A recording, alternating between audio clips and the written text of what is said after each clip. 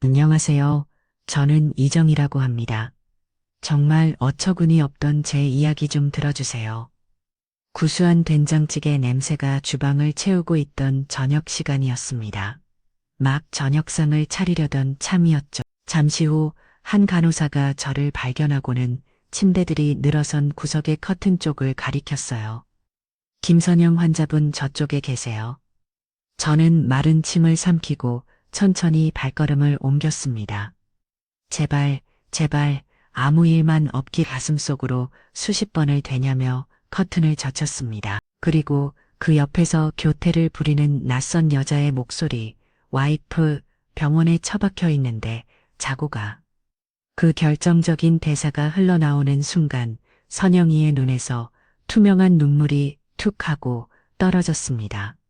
소리 없는 눈물이었습니다. 비명도 절규도 없이 그저 하염없이 눈물만 흘러내렸어요. 아이는 그대로 무너져 내렸어. 그 작은 어깨가 가늘게 떨리는 것을 보며 저는 제 심장이 갈기갈기 찢어지는 고통을 느꼈습니다. 차라리 저를 원망하고 소리라도 지르면 좋으련만 다른 인형처럼 미동도 없이 눈물만 흘리고 있었습니다. 녹음이 끝나고 병실에는 무거운 침묵만이 흘렀습니다. 저는 휴대폰을 내려놓고 딸을 가만히 안아주었습니다. 제품에 안긴 딸의 몸이 종이장처럼 가볍고 위태로웠어요.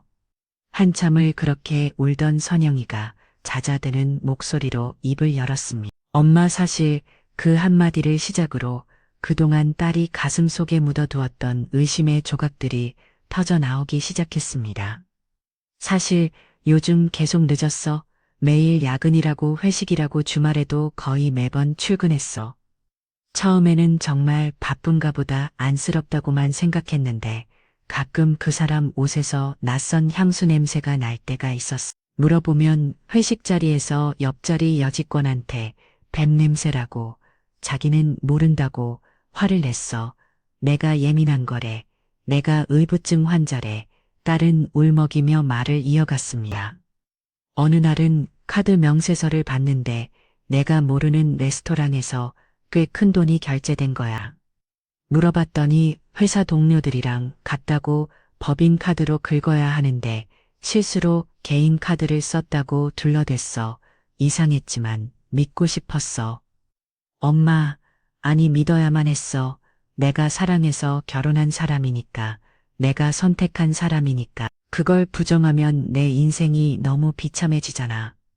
딸의 고백을 듣는 내내 저는 아무 말도 할 수 없었습니다. 그저 딸의 등을 토닥여주는 것밖에는요. 딸의 병은 과로마 스트레스 때문이 아니었습니다. 사랑하는 사람에 대한 배신감과 의심을 홀로 사귀고 사귀다 제 몸을 갉아먹어 생긴 병이었습니다. 이 미련하고 착한 내 딸은 그 모든 고통을 혼자 짊어지려 했던 겁니다. 그리고 엄마가 사준 다이아몬드 목걸이 얼마 전에 잃어버렸다고 했잖아.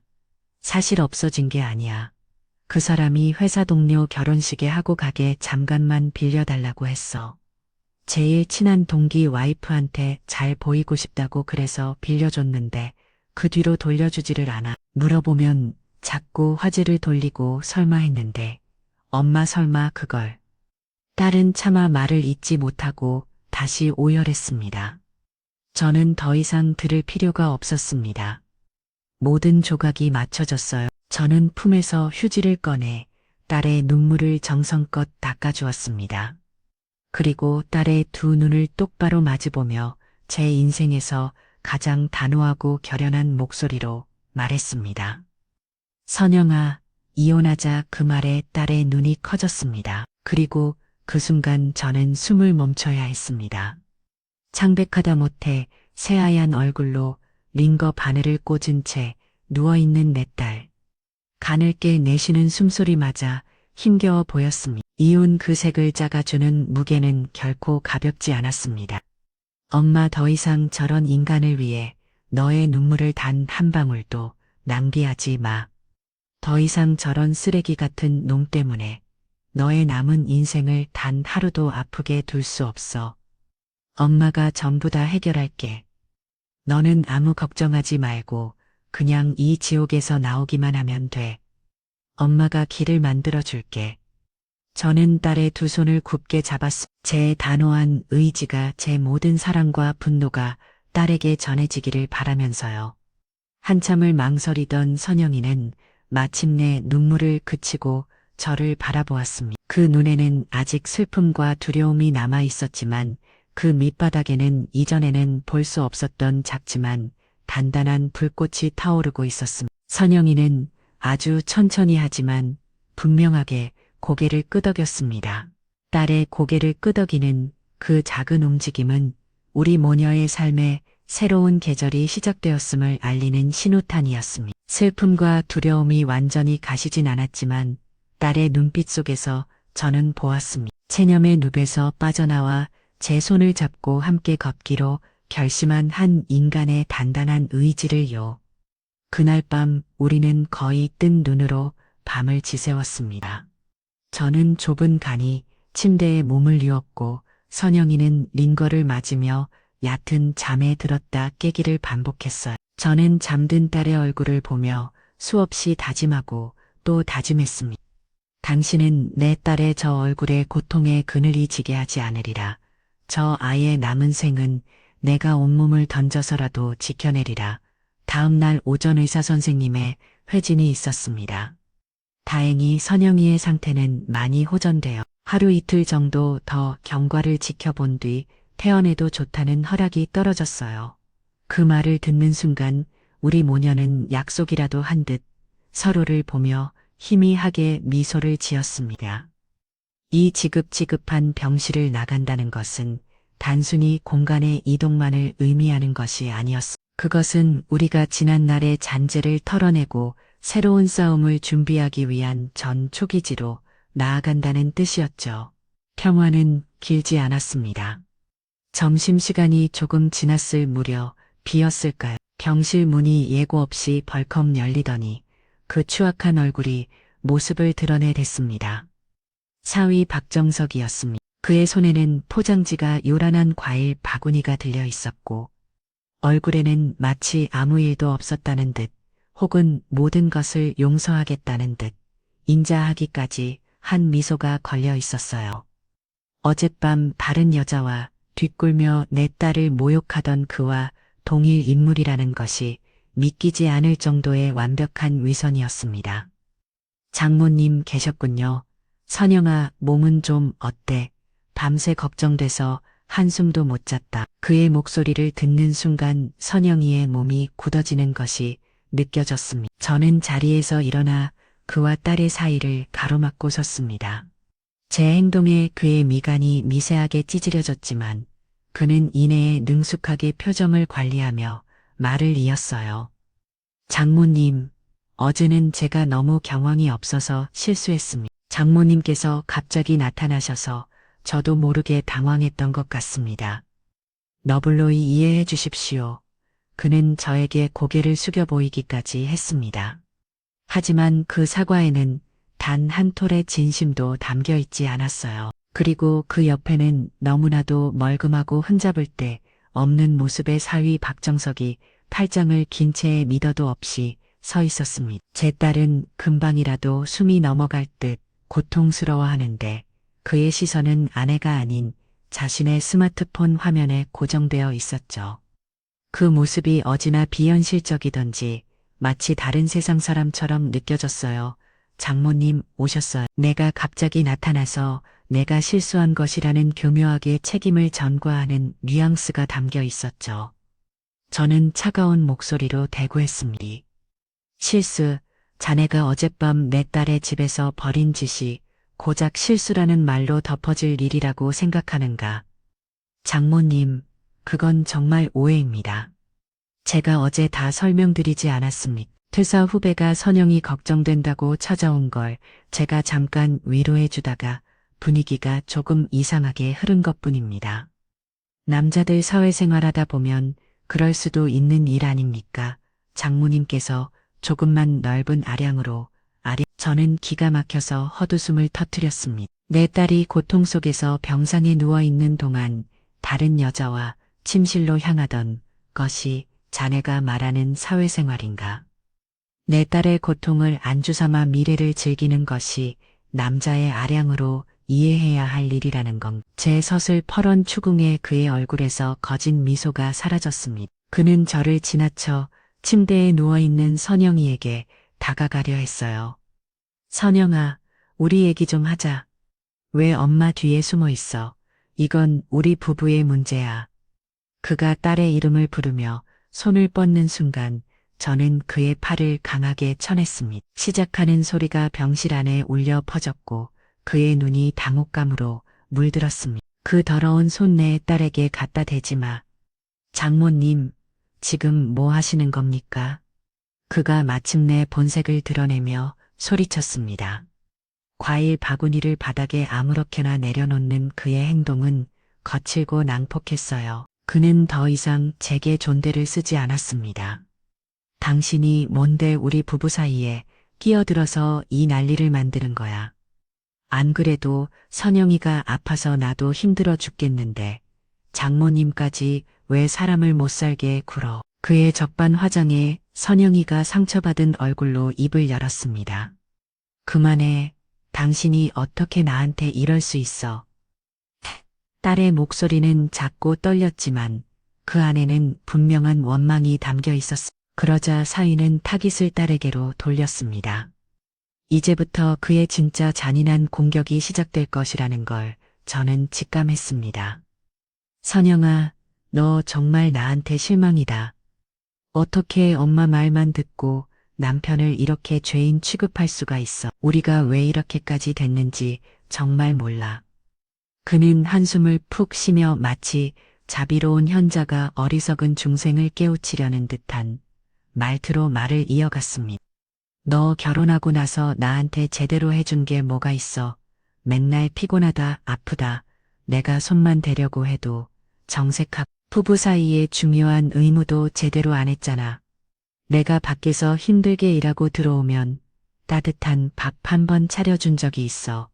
집안은 항상 맹골이었고 너는 항상 신경질적이었지. 저를 발견한 사위가 건넨 첫 마디는 걱정도 안부도 아닌 그저 건조한 인사였습니다. 마치 처리해야 할 업무의 다음 단계로 넘어가는 사람처럼 그에게는 어떠한 감정도 실려 있지 않았어요. 저는 대답할 가치도 느끼지 못하고 곧장 딸에게 다가가 이마부터 집었습니다. 그의 입에서 나오는 말들은 모두 날카로운 비수가 되어 제 딸의 가슴에 박혔습니다. 선영이의 얼굴은 이제 하얗다 못해 투명해져 가고 있었어요. 내가 얼마나 외로웠는지 알아. 밖에서는 다들 나보고 장가 잘 갔다고 부러워하는데 정작 나는 집에 들어오면 숨이 막혔어. 그러다 보니까 다른 곳에서 위로를 찾게 된 거야. 그래, 내가 잘못했어. 하지만 나를 이렇게 만든 건 바로 너야. 너의 무관심과 냉대가 나를 밖으로 내몬 거라고. 완벽한 가스라이팅이었으라. 모든 책임을 아픈 아내에게 전가하고 자신은 그저 상처받고 외로워서 잠시 한눈을 판 피해자라고 주장하고 있었어요. 저는 더 이상 저 추악한 환경을 지켜볼 수 없었습니다. 휙 닥치지 못해 제 고함 소리에 병실의 공기가 얼어붙었습니다. 저는 사위에게 한 걸음 한 걸음 다가갔습니다. 제 눈에서는 아마 불이 뿜어져 나왔을 겁니다. 너의 그 더러운 외도를 내 딸의 탓으로 돌리지 마. 너는 처음부터 글러먹은 인간이야. 결혼 전 내 앞에서 무릎 꿇고 선영이 행복하게 해주겠다고 맹세하던 그 입으로 지금 내 딸의 가슴에 대모를 받고 있어. 장모님이야말로 뭘 안다고 그렇게 함부로 말하십니까? 결혼 생활은 두 사람만 아는 겁니다.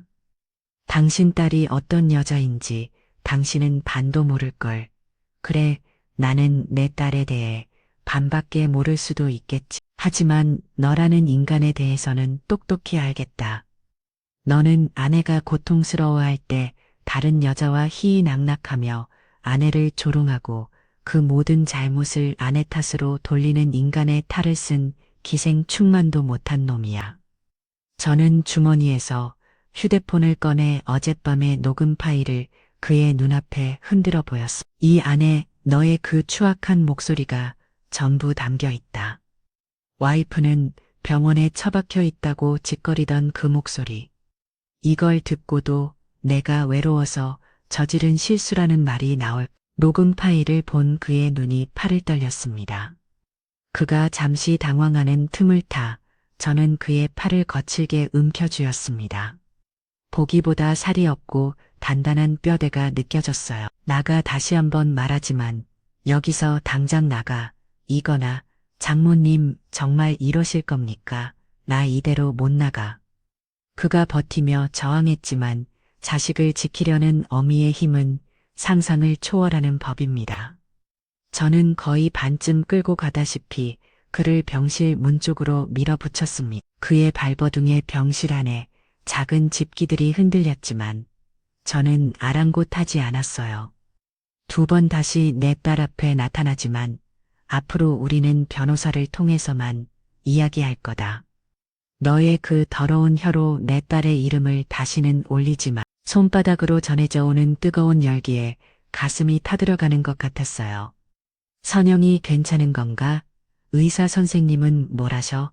자세히 설명 좀 해보게. 제 다그침의 사위는 그제야 스마트폰에서 눈을 떼고 저를 쳐다보았습니다. 별일 아닙니다. 과로의 스트레스가 좀 겹쳤다고 하더군요. 저는 마지막 힘을 다해 그를 병실 밖으로 완전히 밀어냈습니다. 복도에서 다른 환자들과 간호사들이 놀란 눈으로 쳐다보는 것이 보였지만 저는 상관하지 않았습니다. 그리고 그의 얼굴에 대고 제 인생에서 가장 경몰스러운 표정으로 문을 닫아버렸습니다. 환은 꼬문과 함께 문이 닫혔습니다. 문 하나를 사이에 두고 그의 분노에 찬 고함 소리가 희미하게 들려왔지만 저는 등을 기댄 채 미동도 하지 않았습니다. 잠시 후 모든 소음이 잦아들고 병실 안에는 다시 정적이 찾아왔습니다. 저는 그제야 숨을 몰아쉬며 딸을 돌아보았습니다. 환영이는 이불을 머리 끝까지 뒤집어 쓴 채 작은 어깨를 들썩이며 울고 있었습니다. 저는 딸에게 다가가 아무 말 없이 등을 토닥여 주었습니다. 괜찮다는 말도 힘내라는 말도 하지 않았어요. 지금 딸에게 필요한 것은 어설픈 위로가 아니라 이 모든 것을 끝날 수 있다는 확실한 믿음이었습니다. 저는 조용히 병실을 나와 아는 지인들에게 수소문하기 시작했습니다. 내 딸의 인생을 구원해줄 이 지옥 같은 싸움에서 우리를 승리로 이끌어줄 최고의 변호사를 찾기 위해서 전쟁은 이제 막 시작되었을 뿐이었습니다. 그날 이후 병실의 공기는 무겁게 가라앉아 있었습니다. 사위가 남기고 간 상처는 생각보다 깊었고 선영이는 며칠 동안 거의 말을 잃은 사람처럼 지냈어요. 하지만 그 침묵 속에서 저는 딸의 눈빛에 하루가 다르게 단단해지고 있음을 느꼈습니다. 슬픔에 잠겨 있기보다는 앞으로 닥쳐올 싸움을 위해 스스로를 담금질하고 있는 것처럼 보였죠. 저 역시 마찬가지였습니다. 딸의 식사를 챙기고 곁을 지키는 동안에도 제 머릿속은 온통 앞으로의 계획으로 가득 차 있었습니다. 지인들을 총동원하여 알아본 끝에 한 사람을 추천받을 수 있었습니다. 백은영 변호사. 이혼 소송 전문, 특히 유책 배우자를 상대로 한 소송에서는 단 한 번도 패소한 적이 없다는 그야말로 업계의 전설 같은 인물이었습니다. 더 마음에 들었던 것은 그녀 역시 한 아이의 엄마이며 여성 의뢰인들의 고통에 깊이 공감하는 것으로 유명하다는 점이었어요. 저는 주저없이 그녀의 사무실에 상담 예약을 잡았습니다. 선영이가 퇴원하던 날 우리는 병원에서 곧장 백은영 변호사의 사무실이 있는 서초동으로 향했습니다. 화려한 법조타운의 빌딩 숲속 그녀의 사무실은 생각보다 아늑하고 따뜻한 분위기였어요. 딱딱한 법률 서적 대신 창가에는 싱그러운 화초들이 가득했고 벽에는 추상화 몇 점이 걸려 있었습니다. 곧이어 상담실로 들어온 백은영 변호사는 사진에서 본 것보다 훨씬 더 인상이 부드러웠지만 그 눈빛만은 송곳처럼 날카롭고 명료했습니다. 어머니와 따님 되시죠? 오시느라 고생 많으셨습니다. 우선 몸은 괜찮으신가요? 선영 씨, 그녀의 첫마디는 사건에 대한 것이 아닌 제 딸의 안부에 대한 걱정이었습니다. 그 한마디에 우리는 이미 마음의 절반을 그녀에게 내었습니다. 우리는 그동안 있었던 모든 일을 털어놓았습니다. 병실에서의 녹취록, 제가 딸의 집에서 확보한 증거물 사진들, 그리고 사위가 병실에 찾아와 버렸던 난동까지. 요즘 회사에서 큰 프로젝트를 맡아서 좀 무리하긴 했습니다. 의사 말로는 며칠 푹 쉬면 금방 괜찮아질 거라고 합니다. 그는 별일 아닙니다. 라고 말하며 어깨를 으스케 보이기까지 했습니다. 백 변호사는 저희의 이야기를 단 한 번도 끊지 않고 묵묵히 들어주며 꼼꼼하게 메모를 해나갔습니다. 모든 이야기가 끝나자 그녀는 잠시 생각에 잠긴 듯 눈을 감고 있었습니다. 그리고 이내 눈을 뜬 그녀의 눈빛은 부드러움을 거두고 냉철한 법률가의 그것으로 변해 있었어요. 상황은 충분히 이해했습니다. 증거도 이 정도면 차고 넘칩니다. 녹취록은 그 자체로 명백한 유책 증거가 될 것이고, 병원에서 벌인 소란 역시 접근 금지 가처분 신청에 훌륭한 사유가 됩니다. 하지만 백 변호사는 말을 이었습니다. 박정석 씨가 이 정도로 뻔뻔하게 나온다는 건 그 역시 나름의 방어 논리를 준비하고 있다는 뜻입니다.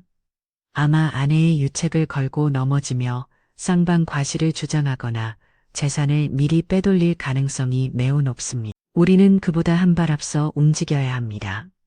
그녀의 말은 우리의 막연한 분노의 명확한 방향을 제시해 주었습니다.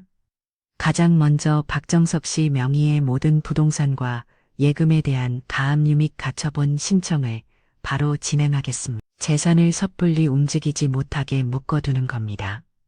그리고 어머님 그때 확보하셨다는 차량 블랙박스, 메모리 카드. 지금 가지고 계십니까?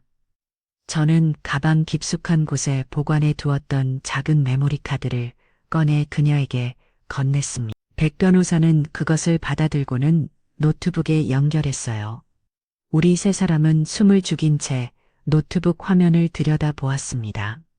파일 목록이 화면에 나타나고 백 변호사는 가장 최근 날짜의 파일부터 차례대로 재생하기 시작했습니다. 처음에는 평범한 주행 영상과 라디오 소리 많이 흘러나왔습니다. 하지만 얼마 지나지 않아 그 인간의 목소리가 들리기 시작했어요. 혼잣말이 아니었습니다. 누군가와 통화를 하고 있었죠. 스피커폰으로 흘러나오는 상대방의 목소리는 명백히 상관녀의 것이었습니다. 자기야, 오늘 저녁 뭐 먹을까? 내가 맛있는 거 해줄게. 됐어. 너 요리 못하잖아. 그냥 시켜 먹자. 비싼 걸로. 지 너무해. 그래도 나 자기 보려고 예쁜 속옷도 새로 샀는데. 아, 그거 기대되네. 이따 밤에 확인해 봐야겠다. 우리 와이프는 그런 거 입을 줄도 모르는데 센스가 없어. 센스가. 그들의 대화는 칼날이 되어 제 딸의 심장을 후변 팠습니다. 옆에 앉은 선영이의 어깨가 가늘게 떨리는 것이 느껴졌어요. 저는 말없이 딸의 손을 꽉 잡아 주었습니다. 영상은 계속되었습니다. 그들은 내 딸을 와이프 혹은 개라고 지칭하며 온갖 모욕적인 언사들을 쏟아냈습니다. 제 딸의 음식 솜씨, 잠자리 심지어는 저희 집안의 경제력까지 조롱의 대상으로 삼았어요. 마치 세상에서 가장 재미있는 놀이라도 되는 듯 두 사람은 서로의 저질스러운 농담에 역겨운 웃음을 터뜨렸습니다. 걔네 집도 별 볼일 없잖아. 장모님 잔소리는 또 얼마나 심한데 결혼 괜히 했다는 생각 하루에 12번도 더 한다. 저는 눈을 감아버렸습니다. 저것이 내가 사위라고 믿었던 인간의 본 모습이었습니다. 그가 우리 가족을 어떻게 생각하고 있었는지 그 민낯이 적나라하게 드러나는 순간이었죠. 백 변호사는 표정 변호 없이 모든 영상을 끝까지 확인한 뒤 조용히 말했습니다. 아내가 아파서 누워있는 이 상황이 그에게는 정말 아무렇지도 않은 일인 걸까요? 속에서 천불이 치솟았지만 저는 이를 악물고 참았습니다. 지금은 사위와 싸울 때가 아니라 딸을 챙겨야 할 테니까요. 자네 안의 일스. 이 정도면 재판은 해볼 필요도 없겠네요. 조정 단계에서 박정석 씨가 가진 모든 것을 토해내게 만들 수 있습니다. 이 영상은 그야말로 스모킹 건입니다. 그녀의 단호한 말에 우리는 비로소 작은 희망을 보았습니다. 상담을 마치고 사무실을 나서는 우리에게 백 변호사는 마지막으로 한 가지를 더 당부했습니다. 앞으로 박정석 씨나 그쪽 가족에게서 어떤 연락이 오든 절대 직접 대응하지 마십시오. 모든 연락은 저를 통해 해달라고 차갑게 말씀하시고 혹시라도 폭언이나 협박을 한다면 무조건 녹음하십시오. 그 모든 것이 우리의 무기가 될 겁니다. 그녀의 조언은 얼마 지나지 않아 현실이 되었습니다. 그날 저녁 제 휴대폰으로 낯선 번호의 전화가 걸려왔습니다. 받자마자 귀를 찝는 듯한 날카로운 여자의 목소리가 터져나왔어요. 사돈 즉 박정석의 어머니였습니다. 여보세요. 당신이 선영의 엄마야. 당신 딸 교육을 어떻게 시켰기에 멀쩡한 내 아들 인생을 망쳐놔. 그녀는 다짜고짜 고함을 질러댔습니다. 저는 백 변호사의 말을 떠올리며 침착하게 통한 녹음 버튼을 눌렀습니다. 무슨 말씀이신지 모르겠군요. 드릴 말씀이 있다면 저희 변호사를 통해 하십시오. 변호사, 지금 변호사라고 했어. 기가 막혀서 바람난 건지 아들이고 맞아서 병원에 입원해야 할 사람은 내 딸인데 어디서 감히 큰 소리야 뭐. 당신 딸이 내 아들을 어떻게 훌렀는지 내가 모를 줄 알아. 원래 조강지쳐 병들고 힘들면 남자들 잠깐 한눈 팔 수도 있는 거야. 그걸 보듬어 주지는 못할 망정, 이혼 위자료, 어디서 감히 내 아들 재산을 넘봐. 그녀의 입에서 나오는 말들은 상식을 벗어난 망언의 연속이었습니다. 그리고 해도 못나는 주제에 결혼한 지가 몇 년인데 애 하나 못 나는 성녀 주제에 어디서 큰 소리야. 당신 딸이 여자 구실 안에 구실만 제대로 했어도 내 아들이 밖으로 나더라겠어. 모든 게 당신 딸 잘못이야. 저는 더 이상 대화를 이어갈 가치를 느끼지 못했습니다. 지금 하시는 모든 말씀 전부 녹음되고 있습니다. 사부인 법정에서 아주 유용하게 쓰일 겁니다. 제 말에 그녀는 잠시 말을 멈추는 듯 하더니 이내에 더 격앙된 목소리로 욕설을 펴붓기 시작했습니다. 저는 더 듣지 않고 통화를 끊어버렸습니다. 그리고 곧바로 백은영 변호사에게 전화를 걸어 방금 있었던 일을 전했습니다. 수화기 너머로 들려오는 백 변호사의 목소리는 놀라울 정도로 차분하고 심지어 약간의 희열마저 느껴지는 듯 했습니다. 아주 좋습니다. 어머님, 그것도 훌륭한 증거가 됩니다. 저쪽이 스스로 무덤을 파고 있군요. 이제 우리는 그냥 묵묵히 흙을 덮어주기만 하면 됩니다. 그 말을 듣는 순간 저는 이 싸움의 승리를 확신했습니다. 전쟁 준비는 일사천리로 진행되었습니다. 백은영 변호사는 약속대로 소장을 접수하는 동시에 박정석 명의 아파트와 급여, 예금 통장에 대한 가압류 및 가처분 신청을 완료했습니다. 이제 그는 저희와의 합의 없이는 단 한 분의 재산도 마음대로 처분할 수 없게 되었죠. 자네 아내가 지금 이렇게 아픈데 회사 일이 손에 잡히나? 제 목소리에는 저도 모르게 날이 서 있었습니다. 그 말에 사위는 잠시 곤란한 표정을 짓는 가십더니 이내 반들반들한 얼굴에 능글맞은 미소를 지으며 말했어요. 물론 걱정되지요. 하지만 어쩌겠습니까? 그 소식을 들은 선영이의 얼굴에 아주 오랜만에 옅은 미소가 번졌습니다. 복수의 시작이 아니라 불행했던 과거와의 완벽한 단절을 위한 첫걸음을 뗀 것에 대한 안도감의 표현이었을 겁니다. 우리는 변호사 사무실에 다시 모였습니다. 이제는 우리가 확보한 증거들을 체계적으로 분석하고 다음 공격을 준비해야 할 시간이었습니다. 가장 중요한 증거는 단연 차량 블랙박스 영상이었습니다. 백 변호사는 영상 분석 전문가에게 의뢰하여 잡음이 섞인 음성을 깨끗하게 복원하고 대화 내용을 전부 문서로 받아냈습니다. 수십 페이지에 달하는 녹취록은 그 자체로 한 편의 저질 막장 드라마나 다름없었어요. 녹취록을 한 줄 한 줄 읽어내려가던 선영이가 특정 부분에서 손을 떨며 저를 불렀습니다. 엄마, 이 딸이 가리킨 부분에는 상관녀와 사위가 나눈 대화가 적혀 있었습니다. 자기야, 이 목걸이 진짜 예쁘다. 너무 고마워. 이거 진짜 다이아맞아. 당연하지. 내가 너한테 가짜를 사주겠어. 원래 우리 와이프 주려고 산 건데 너한테 더 잘 어울릴 것 같아서 걔는 이런 거 해줘도 어울리지도 않아. 선영이의 눈에 다시 눈물이 고였습니다. 바로 그 목걸이를 제가 생일 선물로 주었고 사위가 잠시 빌려간다며 가져가서는 돌려주지 않았던 바로 그 다이아몬드 목걸이였습니다. 명백한 절도이자 횡령이었습니다. 단순한 외도를 넘어 이제는 형사처벌까지 물을 수 있는 범죄의 영역으로 넘어간 것이죠. 백 변호사는 이 부분에 붉은 펜으로 별표를 치며 말했습니다. 이건 아주 중요한 부분입니다. 민사소송과는 별개로 박정석 씨를 횡령죄로 형사 고소할 수 있는 결정적인 증거예요. 이 카드는 우리가 마지막에 쓰도록 하죠.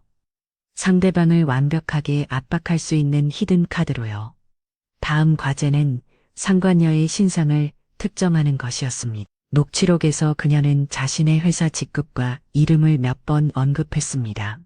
사위와 같은 회사에 다니는 지혜라는 이름의 여직원, 범위는 상당히 좁혀졌습니다.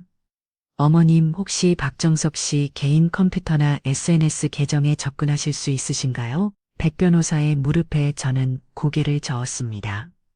하지만 선영이가 조심스럽게 입을 열었어요. 그 사람 컴퓨터 비밀번호 아마 제 생일일 거예요. 옛날부터 계속 그걸로 썼어요. 우리는 곧바로 실행에 옮겼습니다. 선영이가 기억하는 사위의 포털 아이디와 자신의 생년월일을 조합하여 로그인을 시도하자 놀랍게도 한 번에 접속이 되었습니다.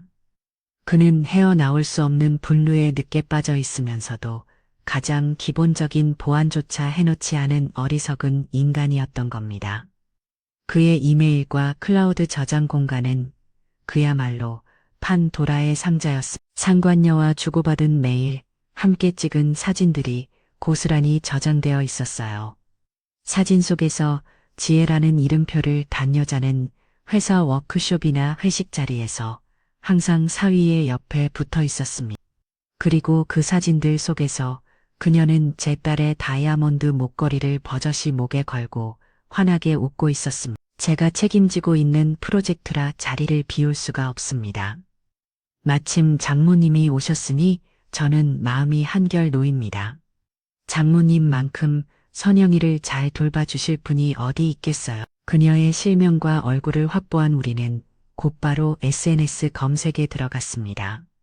그녀는 보란듯이 자신의 모든 일상을 전체 공개로 올려놓고 있었어요. 그녀의 인스타그램 피드는 명품 가방, 고급 호텔, 오마카세 레스토랑 사진들로 가득했습니다. 그리고 그 대부분은 저희가 확보한 사위의 카드 명세서 내역과 정확히 일치했습니다. 제 딸이 아픈 남편을 위해 북엇북을 끓이던 날, 그는 이 여자와 최고급 스시를 먹고 있었고 제 딸이 그의 늦은 귀가를 걱정하던 날, 그는 이 여자와 5성급 호텔에서 밤을 보내고 있었던 겁니다.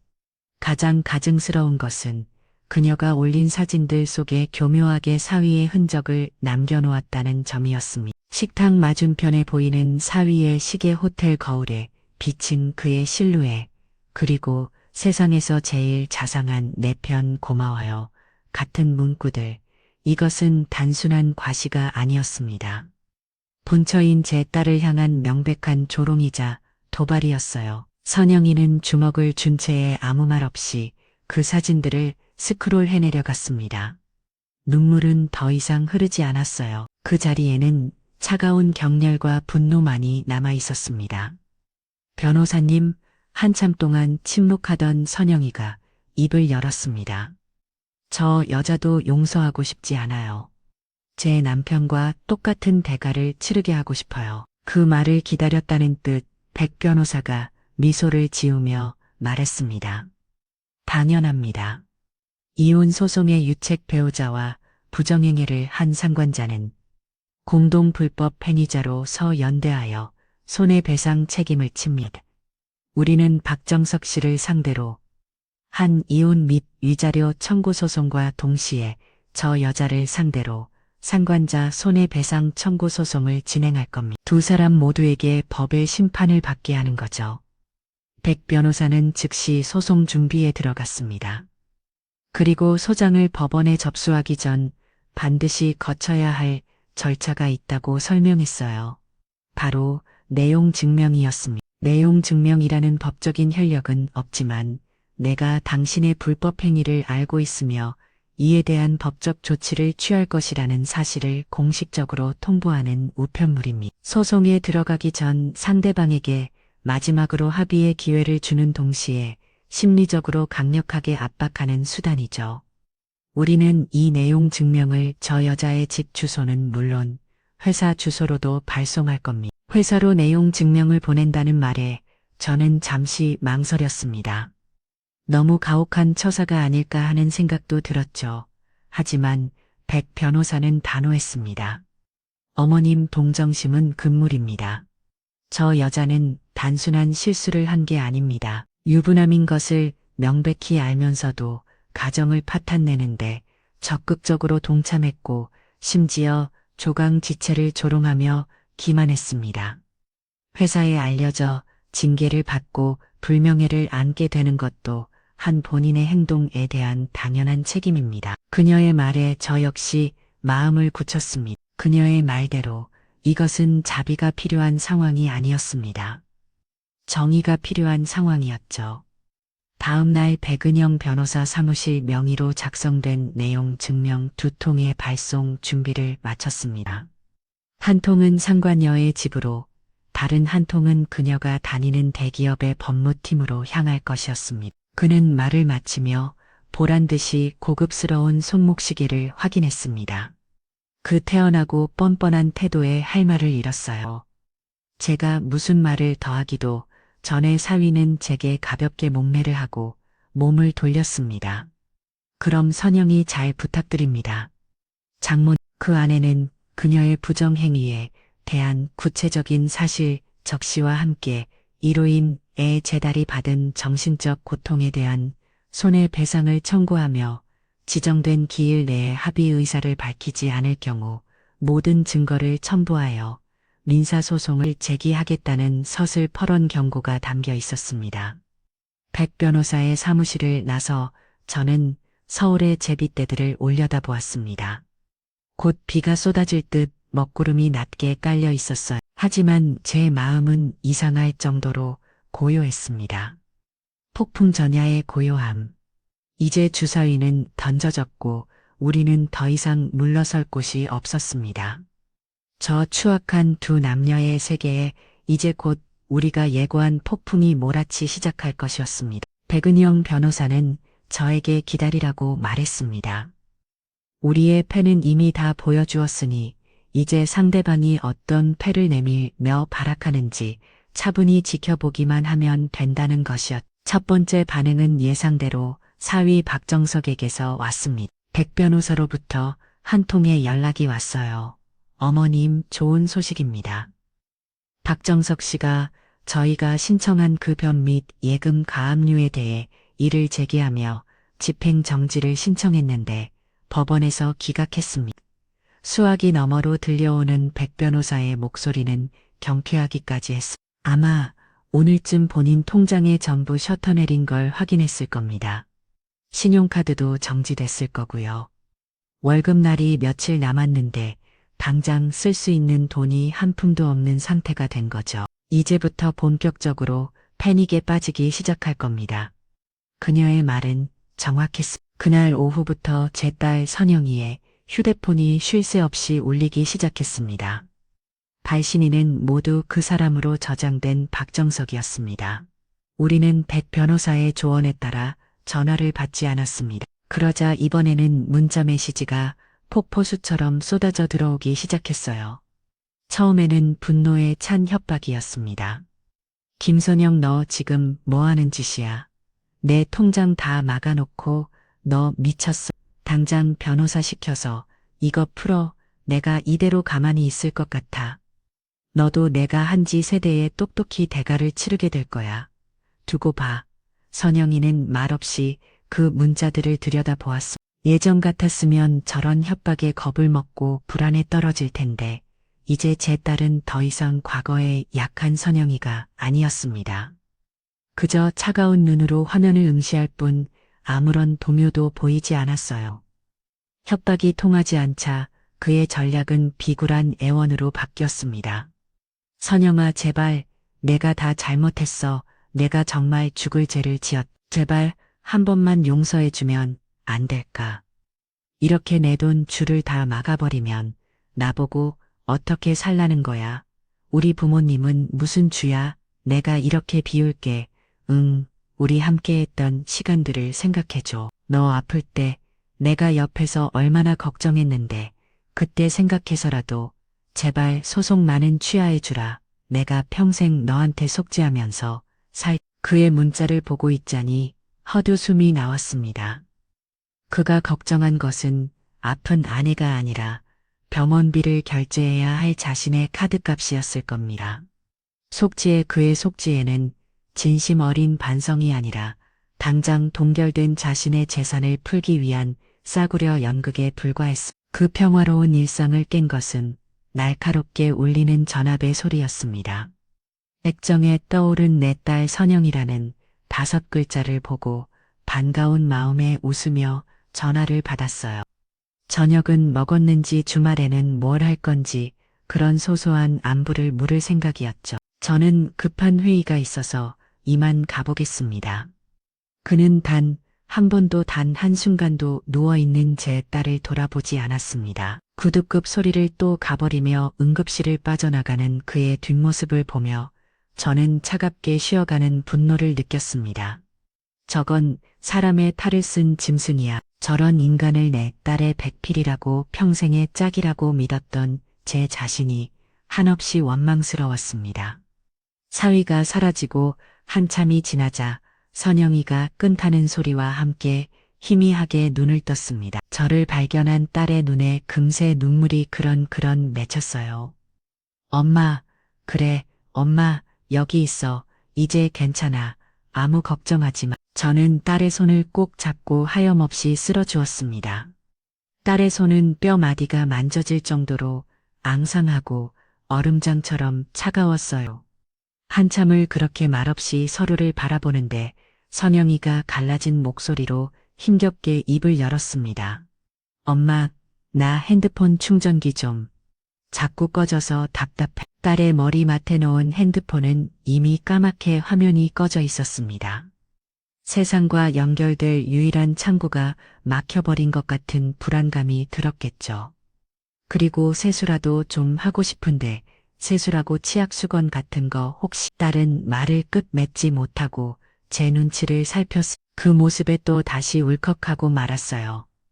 입원하면 당연히 필요한 생필품들인데 그걸 말하는 것조차 어려워하는 딸이 너무나 안쓰러웠습니다. 저는 밝은 목소리로 말했어요. 그럼 당연히 챙겨와야지. 딸이가 지금 당장 집에 가서 다 챙겨다 줄게. 또 필요한 건 없어. 이럴 때일수록 필요한 거 다 말해야 해. 아니야, 괜찮아.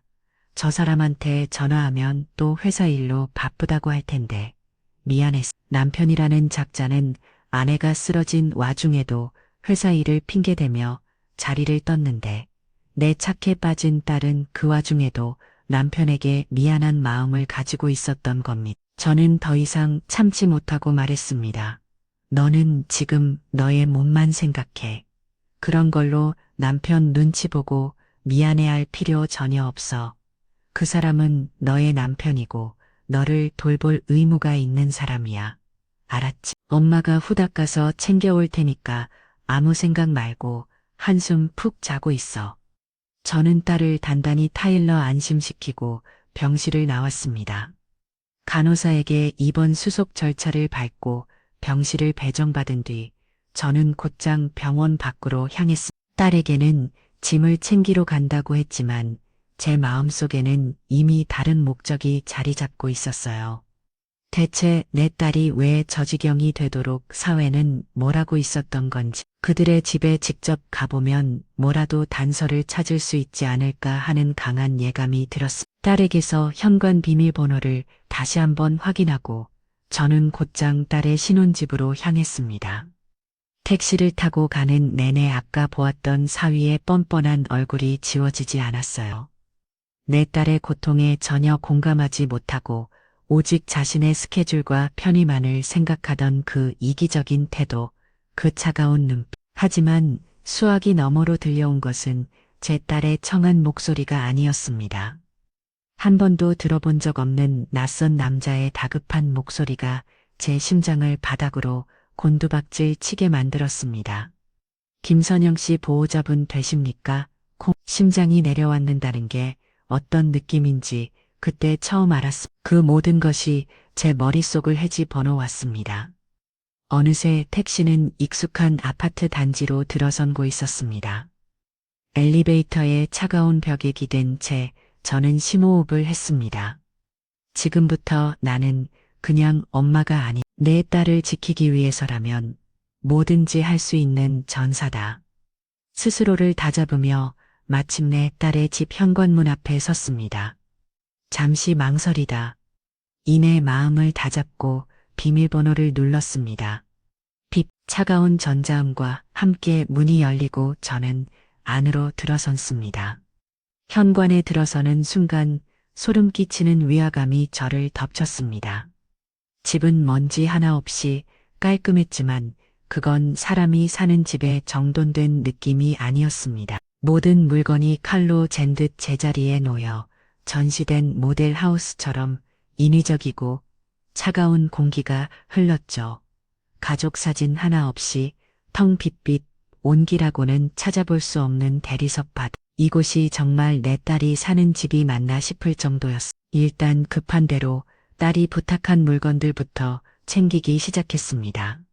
화장실에서 칫솔과 치약, 딸이 쓰던 클렌징 폼을 파우치에 담고 서랍장을 열어 깨끗한 수건 몇 장을 꺼냈습니다.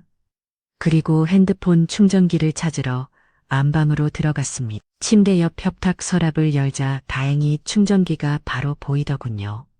그것까지 챙겨놓고 가방 지퍼를 잠그려는데 무언가 제 눈길을 잡아 끄는 것이 있었습니다. 활짝 열린 옷장 문틈으로 평소 딸의 스타일과는 전혀 다른 야하고 번쩍이는 옷감이 살짝 보였습니다. 수수하고 단정한 색의 옷을 좋아하는 선영의 옷장에는 어울리지 않는 색깔이었어요. 홀린 듯 옷장으로 다가가 문을 활짝 열었습니다. 딸의 익숙한 옷들 사이로 한눈에 봐도 저렴해 보이는 색 빨간색의 슬립웨어가 아무렇게나 구겨진 채 처박혀 있었습니다. 내 딸은 평생 저런 취향의 옷을 사거나 입을 아이가 결코 아니에요. 그걸 보는 순간 심장이 쿵 하고 바닥으로 떨어지는 것과 동시에 머릿속 퍼즐 조각이 맞춰지는 듯 했습니다. 불길한 예감이 온몸을 휘감았어요. 저는 떨리는 손으로 그 낯선 옷가지를 집어들었습니다. 값싼 인조 향수 냄새와 땀 냄새가 섞인 역한 향이 코를 찔렀습니다. 바로 그때였습니다. 빗빗빗 현관 쪽에서 누군가 비밀번호를 누르는 소리가 들려왔습니다. 온몸의 피가 순간적으로 얼어붙는 느낌이었어요. 손에 들고 있던 그 천박한 붉은색 슬립 에어에 감촉이 소름 끼치도록 생생하게 느껴졌습니다. 현관 문이 열리고 닫히는 소리, 그리고 곧 이어 들려오는 가벼운 구두 소리와 남자의 처음 사위였습니다. 손자가 아니었어요. 발랄하다고 하기엔 어딘가 교태가 섞인 앙칼진 여자의 웃음소리가 뒤따라 들어왔습니다. 제가 김선영의 엄마라고 대답하기도 전에 남자는 병원 이름을 대며 딸이 극심한 스트레스성 위경련으로 쓰러져 응급실에 실려왔다고 전했습니다. 그 순간 세상의 모든 소리가 멀어지는 것 같았어요. 손에 들고 있던 국자가 바닥으로 떨어지며 요란한 소리를 냈지만 저는 아무것도 들을 수 없었습니다. 머릿속에서는 비상벨이 미친 듯이 울려댔습니다. 나가서 저거들이 누군지 확인해야 해. 내 딸의 신성한 집을 더럽히는 저거들의 머리채를 잡고 끌어내야 해. 이성이 소리쳤습니다. 하지만 내 몸은 오랜 세월 풍파를 겪으며 터득한 생존 본능은 정반대로 움직이고 있었습니다. 지금 나가서 소리치는 것은 하수나하는 짓이다. 증거. 저들이 스스로 자신들의 죄를 입증하게 만들 완벽한 증거가 필요하다. 그 생각이 번개처럼 내리를 스치자 저는 한 마리의 짐승처럼 소리 없이 움직이기 시작했습니다. 어디로 숨어야 하는가. 앙방은 너무 넓고 숨을 곳이 마땅치 않았어요. 침대 및 장롱 속 영화에서나 나올 법한 비현실적인 생각들이 스쳐 지나갔습니다. 바로 그때 앙방 화장실 문이 눈에 들어왔습니다. 그래, 저기. 저는 발소리를 죽인 채 고양이처럼 살뭉살뭉 화장실로 향했습니다. 날고 삐걱거리는 뼛속까지의 시린 공포가 엄습했지만 딸의 얼굴을 떠올리자 초인적인 힘이 솟아나는 것 같았어요. 화장실 안으로 몸을 구겨 넣고 문을 아주 천천히 소리가 나지 않도록 조심스럽게 닫았습니다. 손톱만큼의 아주 작은 틈, 그 틈으로 거실의 풍경이 보였습니다. 내 딸의 심장과도 같은 공간을 유린하는 두 남녀의 모습이 지옥도처럼 펼쳐지고 있었습니다.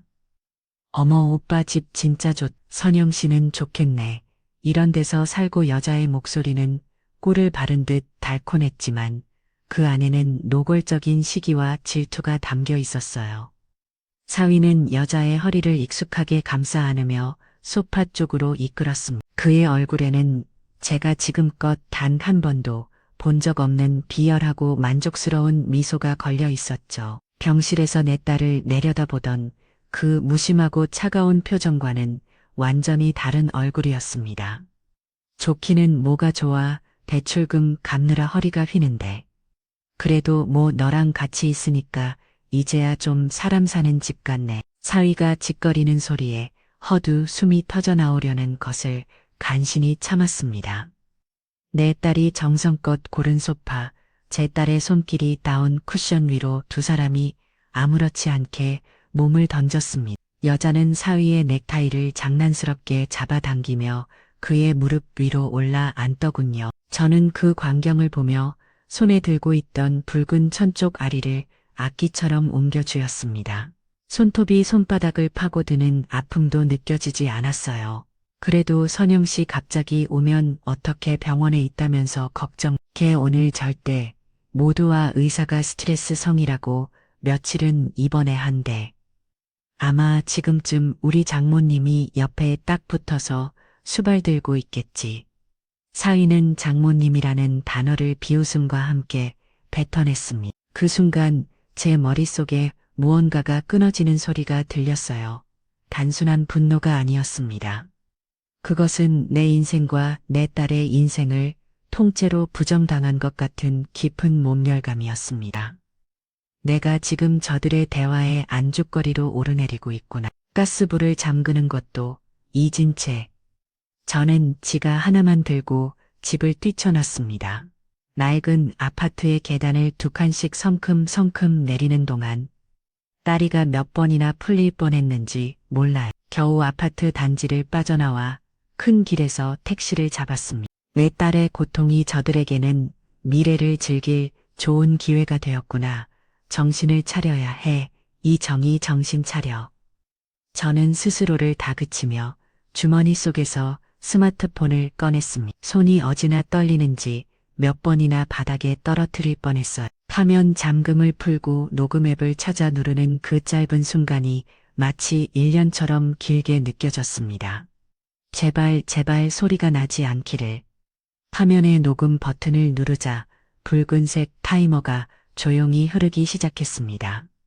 성공했습니다. 이제 저들이 짓거리는 모든 망언이 저들의 추악한 죄를 증명할 증거가 될 것입니다. 휴대폰을 가슴에 품고 저는 다시 문틈으로 시선을 고정했습니다. 여자는 사위의 뼈야물 어루만지며 속삭이고 있었어요. 그럼 오늘 나 여기서 자고 가도 되는 거야. 오빠 와이프 침대에서 그 말은 제 심장에 비수처럼 꽂혔습니다. 감히 어느 안전이라고. 내 딸, 내 금쪽 같은 선영이가 잠드는 그 신성한 공간을 더럽히려 한단 말인가. 당연하지, 와이프, 병원에 처박혀 있는데 오긴 뭘 와. 걱정 말고 우리 집에서 셔츠 하나 빌려 입고 편하게 자고 가. 오늘 밤은 아무도 우리 방에 못 해. 사위는 여자의 턱을 들어올리며 입을 맞췄습니다. 질척거리는 소리가 좁은 화장실 안까지 선명하게 들려왔어요. 저는 침 위로 오르는 구역질을 참기 위해 입을 틀어막 가야 했습니다. 눈앞이 흐려지는 것 같았지만 눈물을 흘릴 수 없었어요. 지금 내가 흘려야 할 것은 눈물이 아니라 저거들을 지옥으로 끌고 갈 도끼였습니다. 제 딸의 결혼 사진이 걸린 벽면을 배경으로 두 사람은 한참이나 서로를 탐했습니다. 그 모든 소리와 시간은 제 스마트폰 안에 고스란히 담기고 있었죠. 얼마나 지났을까요? 두 사람이 소파에서 몸을 이륙였습니다. 그들의 목적지는 명확했어요. 안방, 제 딸과 사위의 침실이었습니다. 여자가 사위의 손을 이끌며 침실 쪽으로 걸어오기 시작했어요. 더는 안 된다. 저 더러운 발이 내 딸의 공간을 단 한 발짝이라도 더 침범하게 둘 수는 없다. 저는 결심했습니다.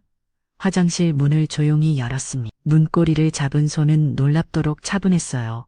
한 걸음, 한 걸음. 제 존재를 알리며 안방 입구로 걸어 나갔습니다. 제가 나타나자 침실 문을 열려던 두 사람의 움직임이 그대로 멈췄습니다.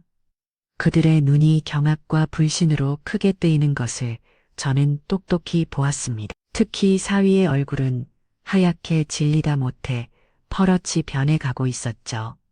방금 전까지 여자를 향해 속삭이던 그 능글맞은 미소는 온데간데 없고 마치 유령이라도 본 사람 같은 표정이었습니다. 장장모님, 장모님이 여긴 어쩐 일이세요? 행선지를 말하는 제 목소리가 염소처럼 떨리고 있었어요. 차창 밖으로 화려한 도시의 불빛들이 빠르게 스쳐 지나갔지만 제 눈에는 그저 희미한 빛의 잔상으로만 보일 뿐이었습니다. 머릿속은 온통 왜 라는 질문으로 가득 차 있었죠. 착하고 순하기만 한 낮, 그의 목소리는 형편없이 갈라져 나왔습니다. 저는 아무 말 없이 그를 쏘아 보았습니다. 대산을 한 시선의 사위는 당황하며 옆에 있는 여자를 슬쩍 밀치더군요. 여자는 어쩔 줄을 모르고 고개만 푹 숙이고 있었어요. 사위는 헛기침을 몇 번 하더니 곧 평정심을 되찾으려는 듯 애쓰며 입을 열었습니다. 아, 저기, 장모님, 오해 마십시오. 이쪽은 제 회사 후배인데 선영이 아프다는 소식 듣고 걱정돼서 잠깐 문병차 들른 겁니다. 과일이라도 좀 사왔다는데 제가 병원은 좀 그래서 집으로 잠깐 그 어처구니 없는 변명을 듣고 있자 이 실수가 터져 나왔습니다. 문병 온 사람이 주인의 안방 침실로는 왜 들어가려 했을까요? 저는 대답 대신 손에 들고 있던 붉은 슬립웨어를 그의 얼굴 앞으로 던졌습니다. 싹 오려 세팅천이 그의 얼굴을 스치고 바닥으로 힘없이 떨어졌어요. 이것도 그 회사 후배가 선영이 걱정돼서 가조문병 선물인가.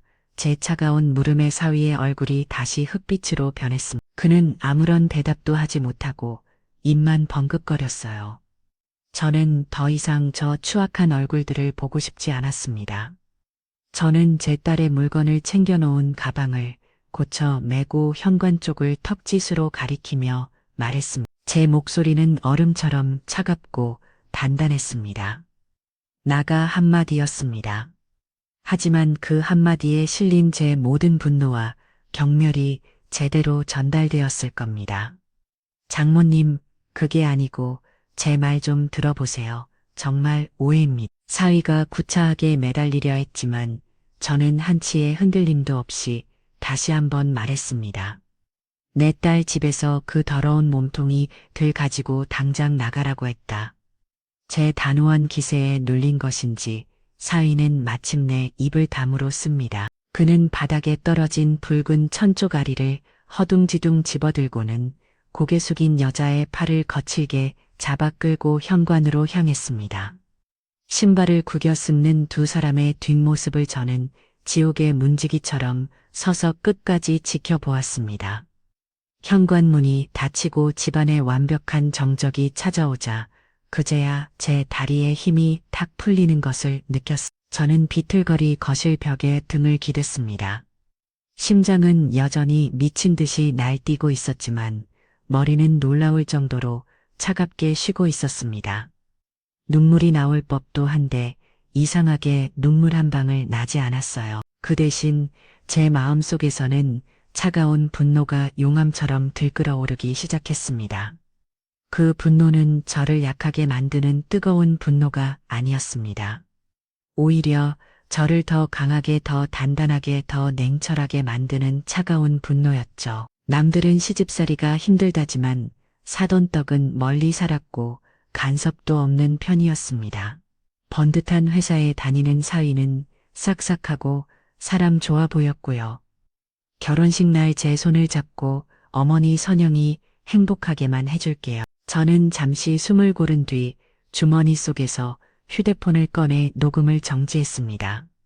47분 18초, 붉은색으로 찍힌 그 숫자가 마치 사형 선고문처럼 느껴졌습니다. 이 녹음 파일 하나만으로도 사위 박정석이라는 인간을 사회적으로 매장하는 것은 시간 문제일 겁니다. 하지만 이걸로는 부족해요. 저는 저 인간을 단순히 이혼시키는 것을 넘어 인생의 가장 밑바닥으로 처박아 버리고 싶었습니다. 내 딸이 흘린 눈물과 고통에 대한 대가를 뼈저리게 치르게 만들어야 했습니다. 저는 탐정이 된 심정으로 집안을 다시 한번 사사치 훑기 시작했습니다. 이제 이 집의 모든 물건은 잠재적인 증거물이었습니다. 가장 먼저 아까 그 두 인간이 뒤인지 끌었던 소파로 다가갔습니다. 쿠션을 들어 올리자 아니나 다를까 반짝이는 무언가가 눈에 띄었습니다. 가늘다란 은색 체인에 조잡한 큐빅이 박힌 귀걸이 한쪽이었습니다. 분명 아까 그 여자의 것이겠죠. 저는 그것을 휴지에 조심스럽게 쌓아서 가방 안쪽 주머니에 넣었습니다. 다음은 주방이었습니다. 싱크대 개수대에는 와인잔 2개가 나란히 놓여 있었습니다. 내 딸 선영이는 와인을 그리 즐기지 않아요. 덕은 다나 입원한 사람이 집에서 와인을 마셨을 리 만무하죠. 와인잔의 구변은 아직 마르지 않은 붉은 와인 자국이 선명했습니다. 저는 사진을 찍어두었습니다. 그리고 혹시나 하는 마음에 쓰레기통을 뒤졌습니다. 배달음식 용기가 나왔고 그 안에는 고급 레스토랑의 이름이 찍힌 영수증이 구겨진 채 들어있었어요. 2인 디너 코스, 날짜는 불과 사흘 전이었습니다.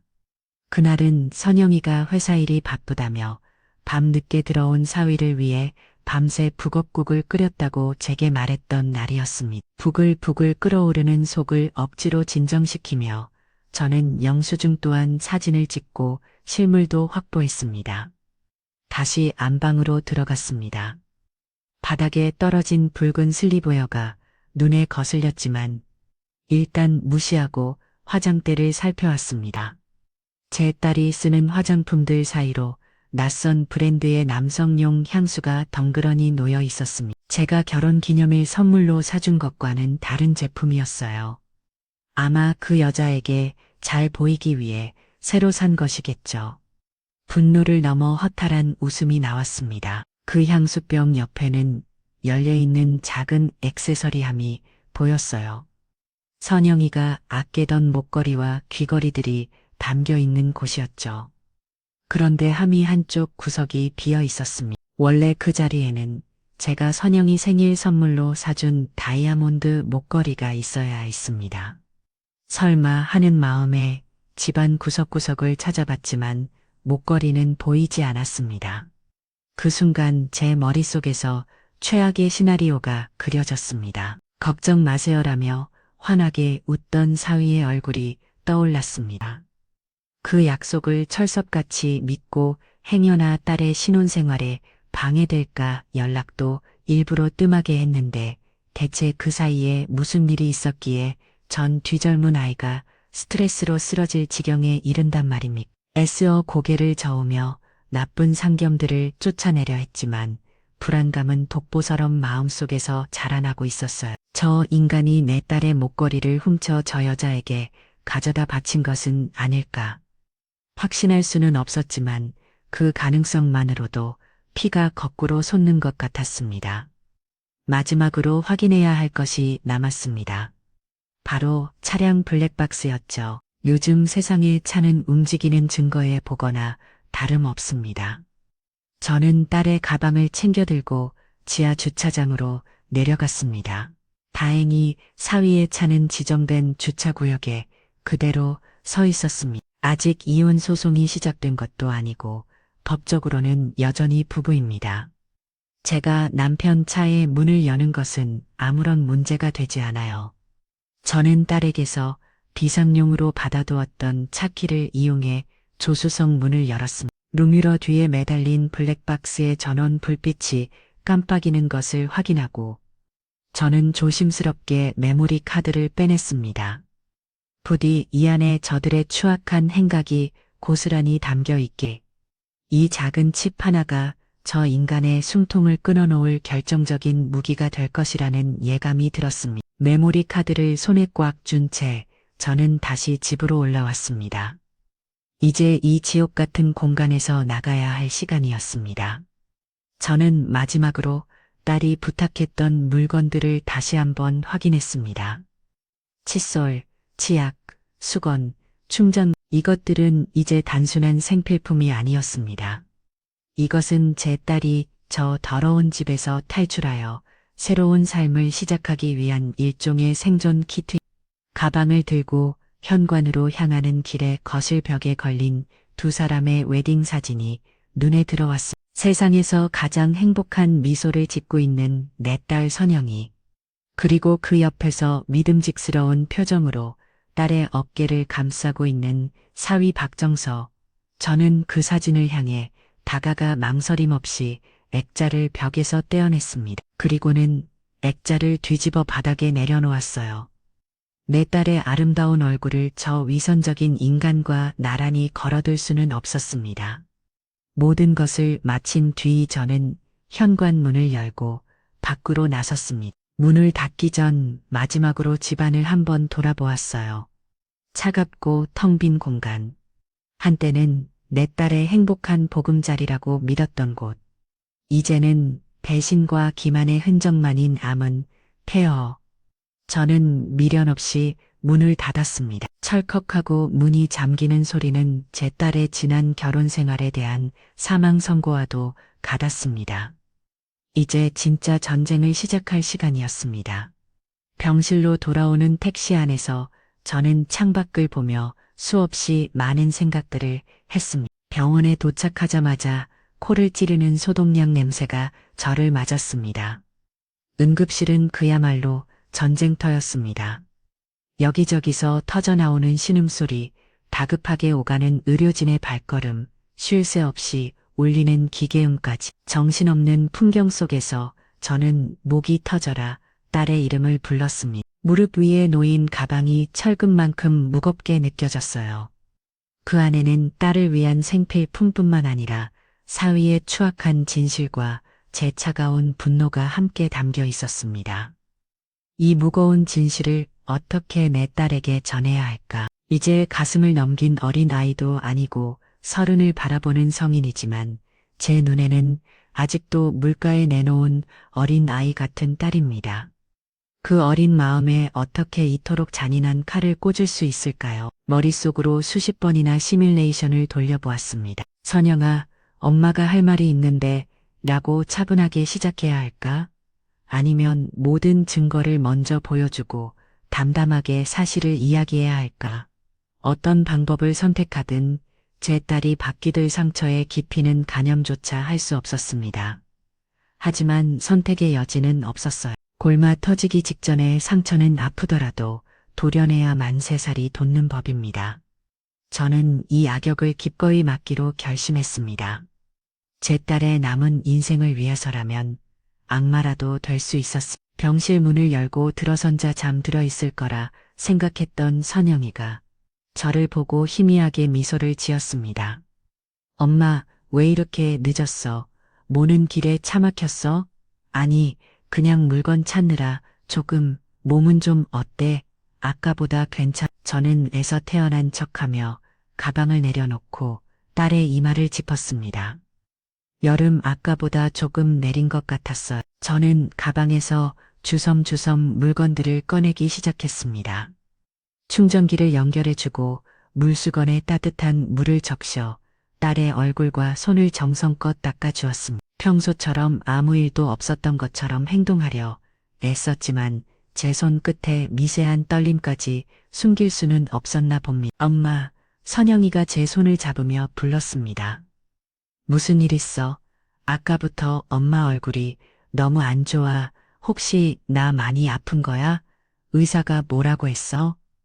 자신의 몸보다 제 기분을 먼저 살피는 딸의 모습에 결국 참아왔던 감정에 둑이 무너질 뻔했습니다. 저는 고개를 저으며 딸의 손을 맞추 잡았습니다. 제 손이 얼음장처럼 차갑다는 것을 딸은 느꼈을 겁니다. 선영아, 엄마 말 잘 들어. 지금부터 엄마가 하는 얘기 많이 아프고 힘들 거야. 하지만 너는 알아야 해. 그리고 우리는 이걸 이겨내야 하고 제 비장한 목소리에 선영이의 얼굴이 하얗게 굳어갔습니다. 저는 더 이상 말을 길게 잇지 않았습니다.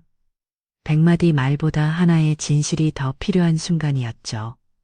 저는 주머니에서 휴대폰을 꺼내 녹음 파일을 재생했습니다. 그리고 휴대폰을 딸의 귀에 조용히 가져다 대주었어요.